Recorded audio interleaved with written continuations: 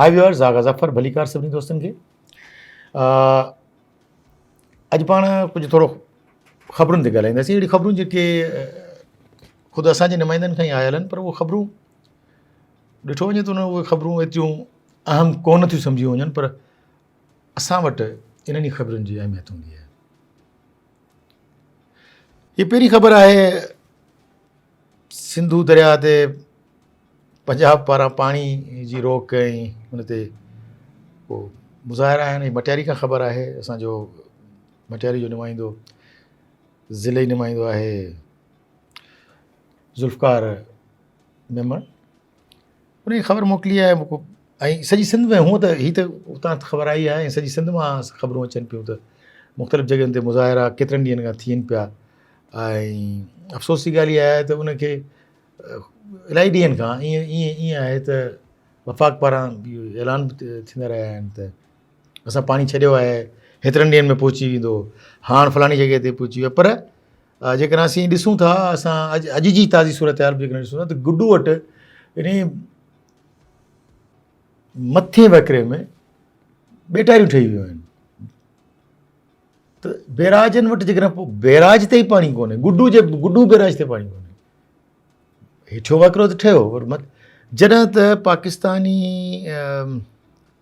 कानून मूजिबि, आइन मूजिबि हीअ जेका 12 मिलियन एकड़ फुट पाणी हर साल सिंधू में छॾिणो आहे, उहो ईअं न आहे त को जॾहिं बोर्ड अचे त पोइ छॾिणो आहे, बाक़ी न अचे।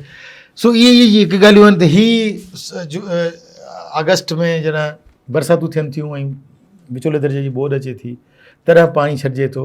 इन ॻाल्हाइजे इन थिए थो त बदीन में, गोलारची में, सिजावल में, ठटे में, केठी बंदर खां हेठि सभिनी इलाइक़नि में पाणी जी पीअण जे पाणी जे लाइ माण्हुनि जा मुज़ाहिरा आहिनि, बनियूं गैराबाद पियूं आहिनि।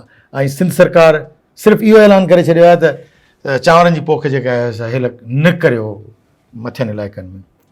हीअ त निहायत अफ़सोस जी ॻाल्हि आहे। यानी माण्हुनि खे इहो चइजे त, हारियुनि खे इहो चइजे, ज़मींदारनि खे इहो चइजे त तव्हां पाणी खोटायो, पोख न करियो, ऐं असीं पाणी ज़ख़ीरो था करियूं। असां 400 डैम ठाहिया आहिनि, यानी पोइ जेका सरकार हुई, इमरानी सरकार, उन इहो चयो त असां 400 डैम ठाहिया आहिनि। कहिड़े कम जा आहिनि, छो ठाहिया आहिनि?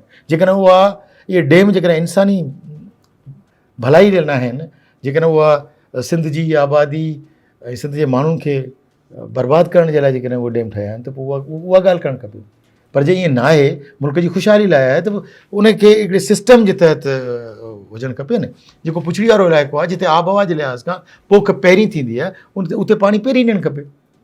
ऐं ख़बर आहे त असांखे इहा आबकलाणी जी मौसम में असांखे ख़बर आहे त बोड ईंदी, जजो पाणी थींदो, ऐं पोइ उहो पाणी वरी समुंड में असीं वाहे ऐं चवंदा त असीं ज़ाया पिया करियूं। ईअं न आहे, उहो पाणी डैमनि में जमा करणु खपे। ऐं बाक़ी जेकॾहिं पाणी अचे थो, जेतिरो पाणी अचे थो, भली हुनजे अधु जेतिरो ई हेठि छॾणु खपे। जंहिंसां ई हिकिड़ी मुंसिफ़ाणी विर्छ थिए थी। सो सरकार खे हिननि ते गौर करणु खपे। ऐं हिकिड़ी मज़ेदार ॻाल्हि हिन में इहा आहे त ख़ुदि पीपल्स पार्टी सां तालुक़ु रखंदड़ माण्हुनि अहिड़े क़िस्म जा मुज़ाहिरा कया आहिनि। पीपल्स पार्टी त सिंध जी हुकुमरान जमायत आहे, हींअर त वफ़ाक़ में बि हुननि जो हुकूमत में हुननि जो हिसो आहे। त हुननि खे त इन्हनि ते को क़दम खणणु खपे, या उहो माण्हुनि खे, या त ईअं चइजे त सिर्फ़ु माण्हुनि खे बेवकूफ़ था बनाइनि। सो असां इहो चाहींदासीं त इन ते हुकूमत, इदारा, कंसर्न जेके डिपार्टमेंट्स आहिनि, उन्हनि सभिनी खे इन मसइलनि ते सोचणु खपे। हीउ इंसानी अलमियो आहे, ऐं उन अलमी खे ख़तमु थियणु खपे। हिन वरी हिकिड़ी ॿी ख़बर बि आहे। ही कोविड में जामशोरे जी ख़बर आई आहे, ऐं हुन में असांजे नुमाइंदे हुतां इहा ख़बर मोकिली आहे। कोविड जे वैक्सीनेटर्स जेके माण्हू आहिनि, जेके आर्ज़ी तौर ते भर्ती थियल आहिनि, उन्हनि में वीचारियूं औरतूं बि शामिलु आहिनि। माण्हू हिकिड़ो त ठीकु आहे, भलाई त पई जॻह ते, पर उन सां गॾो गॾु रोज़गार जो बि जेको मसइलो आहे। ऐं अहिड़ी हीअ गर्मी जेका हींअर आहे, अॻे कॾहिं बि अप्रैल में या मई जे शुरू में एतिरी गर्मी कान थींदी आहे। हैदराबाद में 47-48 डिग्री, या जामशोरे में 48 डिग्री सेल्सियस जेकॾहिं हुजे, सेंटीग्रेड सॉरी, जेकॾहिं हुजे गर्मी त अहिड़ी गर्मी में बि जेके माण्हू पंहिंजी फ़र्ज़ु निभाइनि था, माण्हुनि खे वैक्सीनेशन कनि था, त उन्हनि जो हक़ न मारणु खपे ऐं सिंध हुकूमत खे घटि में घटि इन्हनि शयुनि ते ध्यानु ॾियणु खपे। हीअ जेके DHO ऑफिस जे अॻियां जेको अॼु मुज़ाहिरो थियो आहे जामशोरो में, अहिड़े क़िस्म जा मुज़ाहिरा ॿिए हंधि बि थींदा रहनि था ऐं सरकार खे गुज़ारिश इहा आहे त अखि पटियो ॾिसो हीउ छा आहे, छा पियो थिए इहो। अहिड़ा ॿी ख़बर आहे नसीराबाद मां, असांजो ॻोठु पुनल ख़ान चिंजणी आहे जंहिंजो प्राइमरी स्कूल जो हू चए थो त 15 सालनि खां हुनजी रिपेयर न थी आहे, 15 साल थी विया आहिनि हुनजी ज़बून हाली के हिकिड़ी स्कूल जी बिल्डिंग आहे। कंहिंखे इहो अहसासु न आहे त लखें करोड़नि रुपयनि जा हुननि जा बजट्स आहिनि, नवां स्कूल ठाहिण जूं ॻाल्हियूं, नवां ठीका, नयूं ॻाल्हियूं, रिपेयर जा, हुन सां सम्झ में नथी अचे ॻाल्हि त आख़िर माना ही क़ौम जे ॿारनि सां मुस्तक़बिल सां मुल्क जो मुस्तक़बिल आहे ऐं बचिड़ा हुन में पढ़नि था, हुन में वेहनि था, उन छितियुनि जे हेठां उन्हनि जी ज़िंदगियुनि जो सुवालु आहे त ही ख़बर न आहे छो जेके लाइन डिपार्टमेंट्स आहिनि या जेके कंसर्न इदारा आहिनि उहे छो इन्हनि शयुनि ते ध्यानु नथा ॾियनि। असांखे छा थी वियो आहे, असीं सभु नफ़्सा नफ़्सी में काए पिया आहियूं सिर्फ़ु पंहिंजे मक़सदनि ऐं पंहिंजे हुननि में। इहो नथो चवां त कोई हिन में का करप्शन आहे, पर जेका जंहिंजी ड्यूटी आहे, जेको जंहिंजो कमु आहे उनखे उहो करणु खपे। त हीउ जेको कुझु असां ॾिसूं पिया, आउं सम्झां थो त ॾाढो हिकिड़ो ख़तरनाक सूरत हाल आहे ऐं बजाए हिन जो असीं भई आम माण्हुनि खे मां इहो गुज़ारिश कंदुसि, आम दोस्तनि खे ऐं स्टूडेंट्स जेके ख़ासि तौर ते नौजवान असांजा जेके आहिनि उहे बि कचहरियूं कंदा आहिनि ऐं असांजो हर माण्हू रुॻो सियासत ते पियो ॻाल्हाईंदो आहे। सियासत ठीकु आहे, पर असांखे हिननि मौज़ुअनि ते ॻाल्हाइणु खपे। असांखे पंहिंजे बचनि जो, पंहिंजे मुस्तक़बिल जो, असांखे पंहिंजे मुल्क जो, पंहिंजे वतन जो असांखे हुन ते सोचणु खपे। असां सभिनी खे गॾिजी हुन ते कमु करणु खपे। हीअ जेके हिननि जा ऑफिसर्स आहिनि, हीअ जेके माण्हू जेके कंसर्न हुजनि था, उहे असां मंझि आहिनि। असांखे घुरिजे त उन्हनि सभिनी सां असीं मिलूं, असां उन्हनि खे सम्झायूं त उहे हिननि शयुनि ते ध्यानु ॾियनि, ख़ासि तौर ते स्कूल जी बिल्डिंग्स जेके आहिनि से उहे त बचड़नि जो मुस्तक़बिल ऐं उन्हनि जी ज़िंदगियुनि जो सुवालु आहे। हेॾा वरी उॾेरोलाल स्टेशन खां हिकिड़ी ख़बर आहे, रोज़ु अहिड़े क़िस्म जूं कई ख़बरूं ईंदियूं आहिनि। हिकिड़ी औरत जो लाश आहे फाथल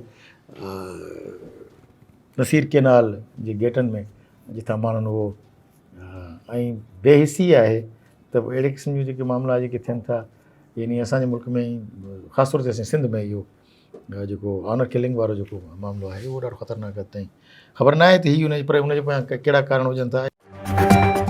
हिकिड़ी ॿी ख़बर बि हिन सां माना आहे त हिकिड़ो भंगवार कॉलोनी नवाब शाह जी ख़बर आहे त उन में वरी उहो हमराह हिकिड़ो अली भट्टी आहे जंहिं एहतजाज कयो आहे त भई हुनजी घरवारी खे हुनजा माइट जेके खणी विया उन्हनि को प्यार जो परणो को कयो हुननि ऐं हू चवे थो त मुबैना तौर ते उहो चए थो त भई धोखे सां हुनजी ज़ाल खे हुनजा माइट वठी विया आहिनि, हाणे हुननि रोके छॾियो आहे।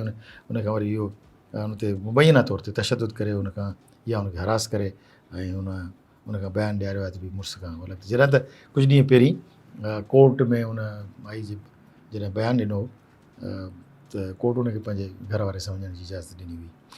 पर आउं इहो थो चवां त हीअ जेके मामला, आउं हुन में इहो कोन थो चवां त नियाणियुनि खे पंहिंजा घर छॾे वञणु खपनि, पर असीं अहिड़ी सिचुएशन पैदा थियणु ॾियूं ई छो था?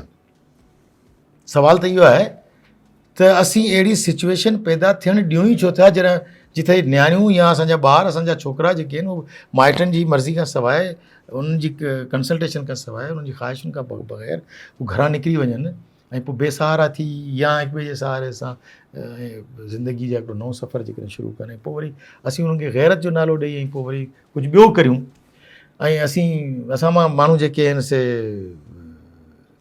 उन्हनि खे पोइ क़तल गारतगरी, पोइ कारोकारी, पोइ सभु जेके यार हिकिड़ी ॻाल्हि हिकिड़ो सुवालु आहे मुंहिंजे ज़हन में, हिकिड़ो सुवालु आहे ऐं आम माण्हुनि खां, आम दोस्तनि खां हिकिड़ो सुवालु आहे त अहिड़े क़िस्म जी ख़बर जॾहिं बि ईंदी आहे त मूंखे हिकिड़ो सुवालु ज़हन में उभरंदो आहे, छा इंसानु हिकिड़ो को बि इंसानु जेको नओं पैदा थिए थो उहो कंहिंजी मिल्कियत जे तौर ते पैदा थिए थो? जेकॾहिं मूंखे को ॿारु अलासी ॾिए थो, उहो मुंहिंजी नियाणी आहे ऐं मुंहिंजो पुटु आहे, त उहो छा उहो मुंहिंजी मिल्कियत जे तौर ते मूं वटि पैदा थियो आहे छा?